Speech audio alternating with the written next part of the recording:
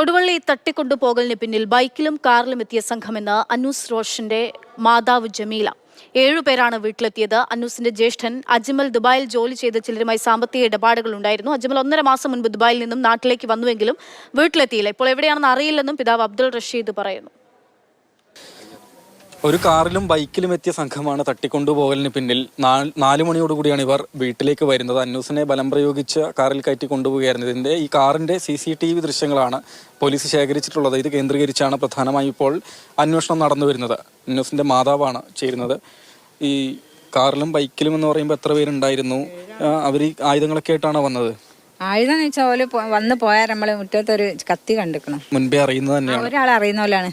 ഒരാൾ 2 പ്രാവശ്യം ഞങ്ങൾ വീട്ടിൽ വന്ന പോലെ. എന്നിട്ടാണ് നമ്മൾ പുറത്തിറങ്ങിയത്. എന്തായിരുന്നു ആവശ്യം? ജ്യേഷ്ഠനായിട്ടൊരു സാമ്പത്തിക ഇടപാടാണ്, ഗൾഫിൽ നിന്നുള്ള, ദുബായിൽ നിന്നുള്ള. അത് നമ്മൾ കൊടുക്കൂല എന്നും പറഞ്ഞില്ല. നമുക്ക് സാവകാശമാണ്. ഇപ്പം നമുക്ക് എടുത്ത് കൊടുക്കാൻ നമ്മളെത്തില്ല എന്നുള്ളത് പറഞ്ഞിരിക്കണം. ഈ അന്നൂസിന്റെ സഹോദരനാണ് അജ്മലാണ് വിദേശത്ത് ഗൾഫിലുള്ളത് അല്ലേ? അവിടുത്തെ ഇടപാടാണ് ഇതിന് പിന്നിൽ. അതാണ്. നിങ്ങളെ ഉപദ്രവിച്ചോ ഈ സംഘം? ഇല്ല, ഞാൻ ഉപദ്രവിച്ചിട്ടൊന്നുമില്ല. ഞാൻ പിന്നെ കാറിന്റെ മുമ്പിൽ നിന്നപ്പോൾ കാർ എടുക്കുകയെന്ന് പിന്നെ ഞാൻ മാറി നിന്നാൻ എൻ്റെ മേൽക്കൂടെ തന്നെ എടുക്കല്ലോ വെച്ചിട്ട്. മകനായിട്ട് എന്തോ ഒരു പ്രശ്നം ഉണ്ടെന്ന് പറഞ്ഞു. അപ്പോൾ അതിനൊക്കെ ഒരു കാര്യം വ്യവസ്ഥ വരുത്തേണ്ടെന്ന് വെച്ചു. ഞാൻ പറഞ്ഞാൽ വരുത്താൻ നമുക്ക് സമയം എന്ത് വേണമെങ്കിലും ചെയ്യാമെന്ന് പറഞ്ഞു.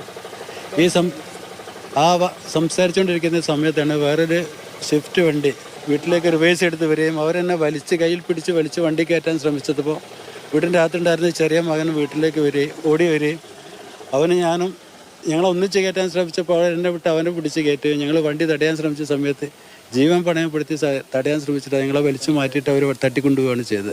വാഹനം കേന്ദ്രീകരിച്ച് പോലീസിന്റെ അന്വേഷണം നടന്നു വരുന്നു. ഇവർ പറഞ്ഞ പ്രകാരം 7 പേരാണ്. കാറിൽ വന്ന 5 പേരും ബൈക്കിലെത്തി 2 പേരും ചേർന്ന്. അതിലൊരാൾ നേരത്തെയും വീട്ടിലെത്തിയിട്ടുള്ളതാണ്.